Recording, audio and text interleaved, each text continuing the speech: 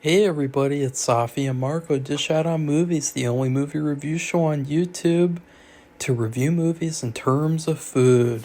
It's just Marco here once again, and I am here today to talk about something a little different. I know that this October month has been pretty crazy. It's been pretty abnormal compared to last year and years prior, and this video will be no exception.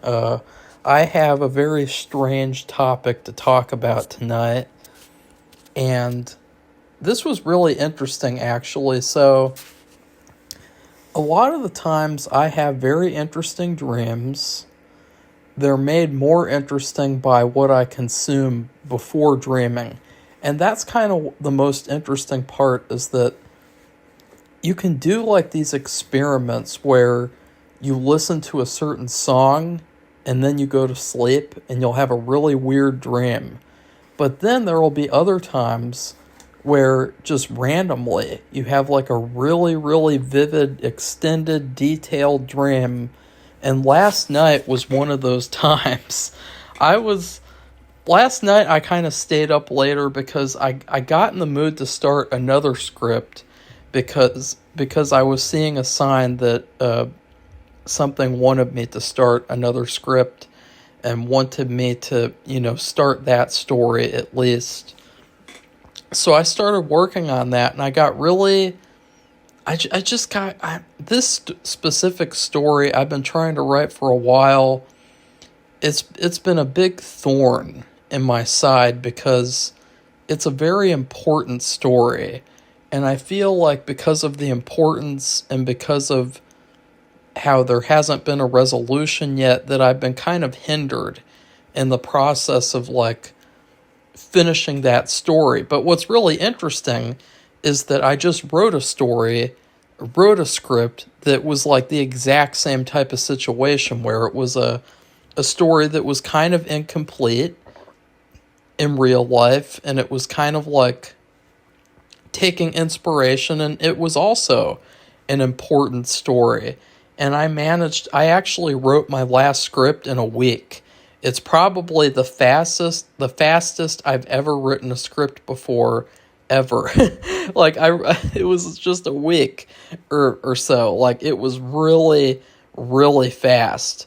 And it helped that I actually put out casting calls while in the middle of writing the script, because I really wanted to get a head start on it, and I was really excited about it. But yeah, I've been really stumped on this script, and that's what I was thinking about when I went to sleep. And then I had a whole a whole experience. So I guess there was an A plot, there was a B plot, and there was a C plot. Like, it was really, really just completely bizarre. So the A plot is me and Safi, and we are living in the city. We are living in a city. And there's some stuff that happened with that I can't even remember, but it was mostly like, dreams are a lot of like, it's a lot of imagery. It's a lot of like vivid imagery that like you just can't even put into words. Like, you get feelings, you get thoughts, you get emotions, you get pictures, but you can't really put it into words. And this was a weird city. It kind of had I don't know, it had a weird like nightmarish aspect to it. This kind of urban nightmarish aspect with these roads that the roads aren't like, there's streets, but then there are these roads that go up into the sky, and people drive around on these long extended roads, and there are all these buildings that are weirdly shaped, and they're covered in graffiti all over the place. There's all sorts of it is an ugly, dreary city. It's like constantly, it's a cloudy day. It's basically the perfect atmosphere for like a horror story or a horror video game, Resident Evil vibes particularly. So then I can't remember how it got started, because remember too, dreams don't really make a lot of sense sometimes. So if you guys think that this dream's kind of, out there, like, that's because it's a dream and because it's not going to really make a lot of sense to begin with. So I guess the A plot was, I discovered, and this was very interesting because I wasn't thinking about Better Call Saul at all prior to having this dream. So I'm wondering if they're going to make an announcement pretty soon. Because that's what happened with the Goosebumps. If you guys don't know, I had this whole extended dream about a Goosebumps season 2, and it's basically the exact show that they're making, and I had the dream the night before they actually announced the season. It's not the exact same story, but it was really, really close. It's so weird how that turned out, but I saw that there was a Better Call Saul movie on Netflix, El Camino style. So this was a sequel to the series, and I clicked on it. It was an hour and 58 minutes long. And I watched the movie. I watched the movie first, which is very characteristic of me. Because what happens, if you guys don't know,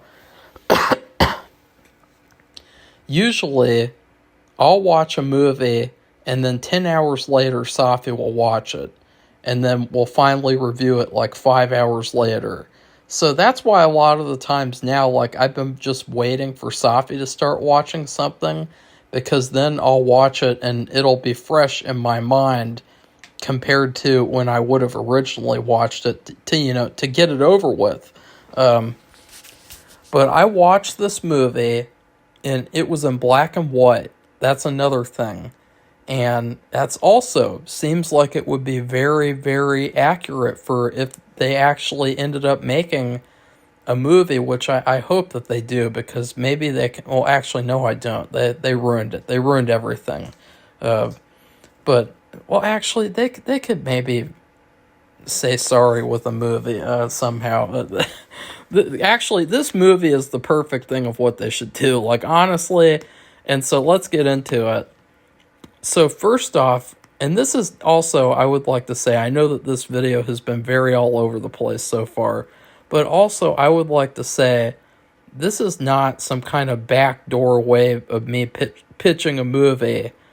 Like, if I wanted to pitch a Better Call Saul movie, if I wanted to pitch a Better Call Saul remake of the last season, that's what I would do. And I would call the video Better Call Saul movie pitch. I wouldn't, that's not what this is. So I just want to make that very clear. Like, I don't have time anymore, really, to, write fan fiction of what I would want to happen as much as I would like to. Specifically for this show, since it disappointed me so much. So it starts off with a prison break, I guess. Black and white. There's a prison break, and this would also be really interesting and also something that I could see them doing. Because if you guys don't know, they were originally thinking of ending Breaking Bad with Walter breaking Jesse out of prison.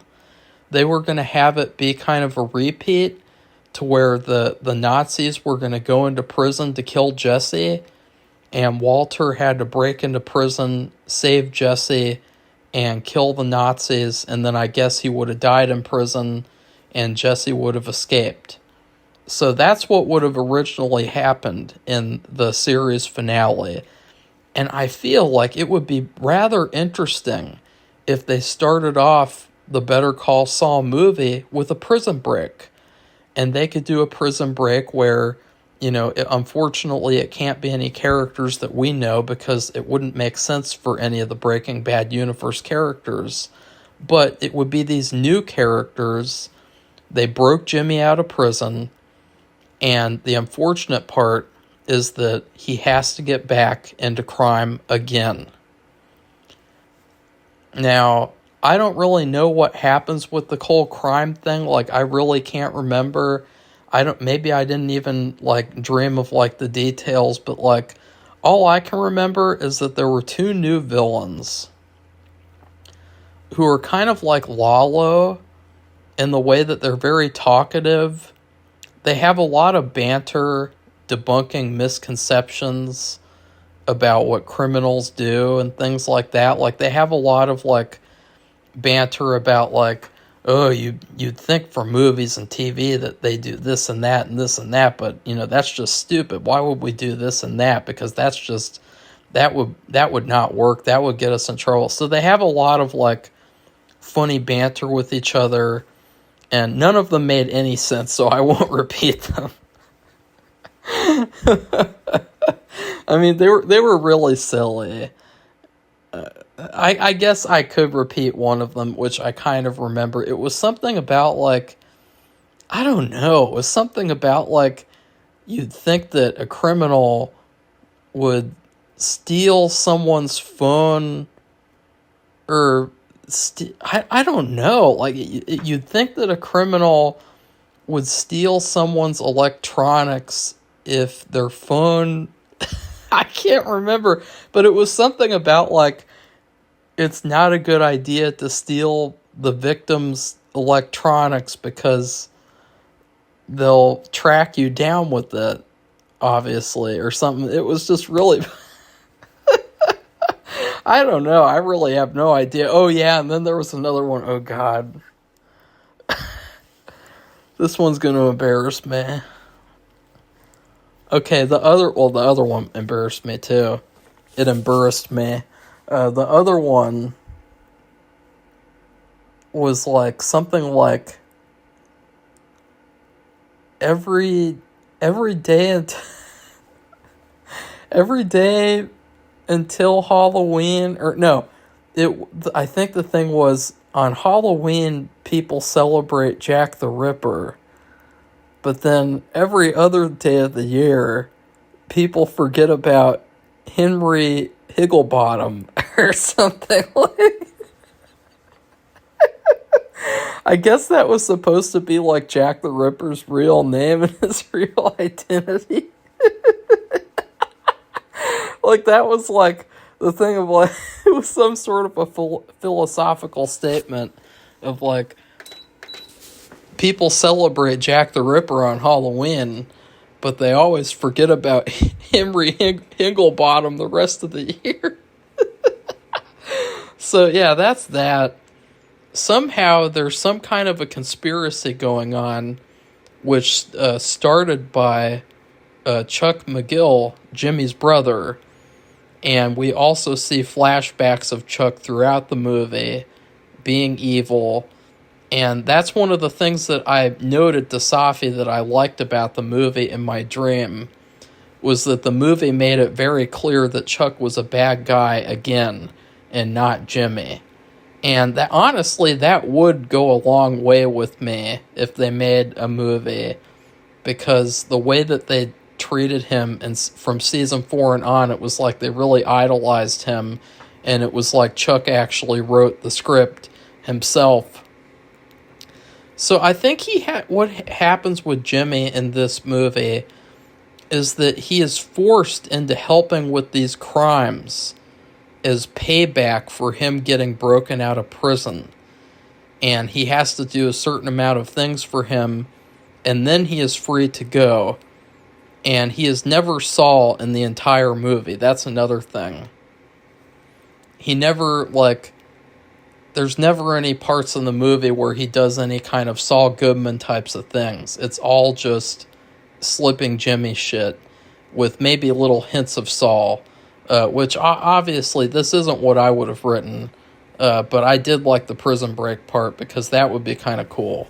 That would definitely be kind of interesting, since they wanted to do that originally with another character. So, and also, here's an interesting thing that I remember, because what happened with this dream was that I woke up, like, randomly at, like, 7 in the morning, and I was so, like, ready to talk about this dream that I immediately went to my notes app and wrote down as much as I could remember.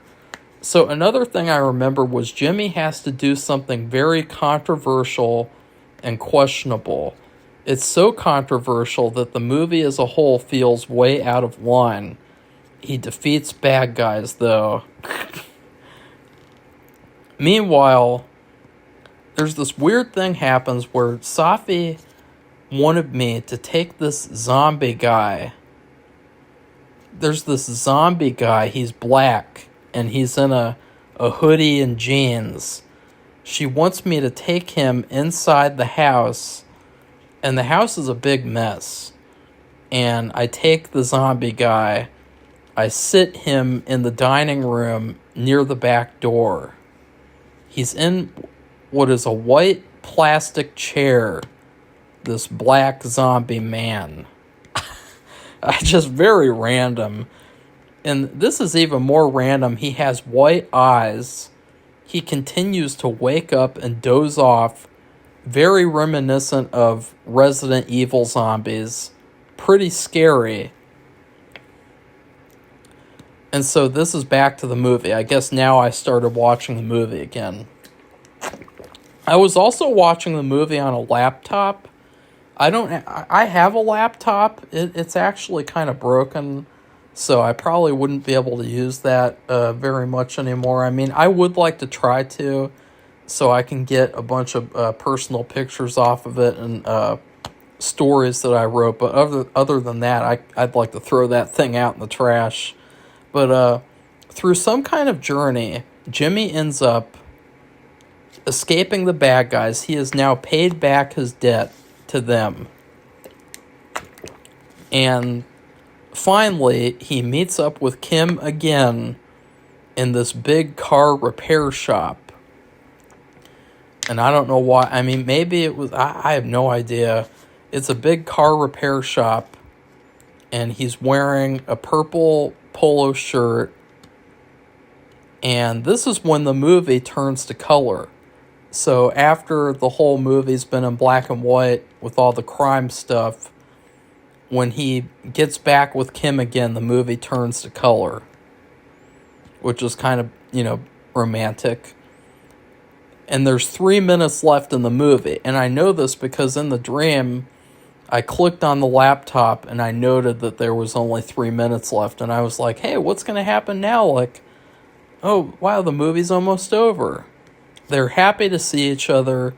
We then see them eating burgers in a car together at night. They're sitting there watching the cityscape of New Mexico. And we fly up from the car and into the night. And they are in love again. They're in a car together. They can go anywhere and become new people together. It's a beautiful night, and it's a beautiful ending. Honestly, if they made that movie from my description, it would be probably like the best thing, probably better than what they already came up with as an idea, because honestly, like, that just sounds awesome. Like, I woke up and I was like, honestly, like, for a dream, like a random dream, that sounds like a really good movie idea. I mean, you think about the fact that, like, you think about how interesting that would be, like, in a way where it would parallel El Camino, to where that movie was all about Jesse and he had to get the money and everything. He had to get the treasure, and that's what the whole movie was about. And then he could escape and go to Alaska, and you'd think, what could be a really good Better Call Saul sequel movie? Jimmy escapes prison, and he is forced to do crimes until his debt is paid off, and then he gets to escape with Kim. Like, that would be such a beautiful parallel, too, because, it would be him and Kim, whereas Jesse was just going at it alone because his love interests are dead. They're all fucking dead. his overrated love interest Jane is dead, and yeah, I said it, she's fucking overrated. And then his underrated love interest, whose name I can't remember right now, she is also dead. So that was terrible, by the way. Like, oh, Andrea. Yeah, Andrea. She was the best love interest on the entire show, and nobody in the Breaking Bad fandom liked her probably as much as I liked her. Like, I mean, obviously, I really liked Lydia, too, because she was hot, but she was a total bitch, and she really got what she deserved. That's for sure. That's for sure. So anyways, the movie took me by surprise. It was actually really good, even though I can't remember how it went entirely. I actually started to cry in my review for the movie. In my dream. It's like Better Call Saul has made me so upset that it has now become like a point of trauma. It's become a point of PTSD to talk about this show. But the movie made me so happy that I actually started crying in the dream. I was full on crying. It also felt like the movie would continue into another series. I was happy the movie corrected two major flaws with the show. It made Chuck the villain again, and it made Jimmy and Kim get together again and not make it seem like she's too good for him. After the movie, I started wondering if I should take care of the zombie in the house. I pulled the chair away from him and took the chair. Okay, I didn't remember that. I left the zombie in the house with Safi for some reason. And I took the plastic chair out to the backyard, which was basically a dirt street, and I closed the door. And this was another odd thing that I noted. There was two doors, and neither of them actually closed. You just propped them up against the doorway. I was in a bad part of town. You could hear all sorts of criminal activity going on in the background. It was just a very desolate place, gross place. There were these tall buildings with graffiti all over them. And what was really weird was, like, they were all over them. And you think about the logistics of, like, how did people manage to do that if it wasn't, like, official? Because you could tell it wasn't, like, an official graffiti art piece. It was, like... And I know that, like, amateur graffiti can be good, too. But, like, even though I hate graffiti, I despise graffiti. That might be another hot take of mine. But I hate it. I hate how it's ruined so many, like, old buildings. And you look at all these abandoned buildings, and you just see all this gross graffiti inside it. It's just so gross to me. But anyways, I went into this alley, which led into an Asian supermarket. This is where the real horror began. And now this was like the C plot. So after I left the zombie with Safi, the C plot was going into this supermarket. I mean, this supermarket was terrifying. It was gray in the background. It was blue and gray. The lighting was so dim and low. I've had a lot of, like, nightmares about supermarkets, too.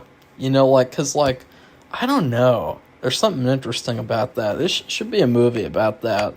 I was actually going to make a short film a few years ago with this bitch who was going to work with me. And I had a nightmare about a supermarket back then, and I thought that we could make, like, a movie where it was, like, an anthology of our various nightmares and dreams. And so that was going to be one of them. But then she turned out to be a bitch, and so I just forgot about it. But anyways, there were all these living creatures floating around in these containers on the shelves in water. It was so gross. Like, they were these like blue refrigerated shelves with these little bowls and things, and they had these creatures in them and these weird things. Like, they were so gross because they were making these noises like and like, and they were so loud and intense, it made you feel like uncomfortable to be near all these things, because it was like they were gonna get you, you know. It was terrifying. There were even these huge green, they looked like green grasshoppers that were like gummy or something. Like, they were like inflated. You know, like how, you know, like GMO apples, GMO fruits and things. These were like inflated grasshoppers that were floating around, and there were even bigger creatures than that, and they were all like in this vegetable and fruit area type thing, with water sprinkling down on them. And then there was an Asian supermarket worker, and he was messing with things and putting creatures in there and everything. It was so creepy because you could buy all these things to eat. It was so gross. The creatures, they did something else. They actually made the floor of the supermarket shake under your feet. They made it vibrate. So when they would make these hissing noises and things, you would feel the hissing on the floor. And I just felt super uncomfortable because I felt like where do I walk? I can't go around this or anything. And I could see this whole background of like this whole other stuff in the supermarket, but I just couldn't go anywhere. It was so gross and creepy and weird. And yeah. And then all of a sudden there was a D plot. All of a sudden I ended up being faced with this bowl, and inside the bowl were these eggs. I took 2 of the eggs and put them in a pan. Then I put spices on them.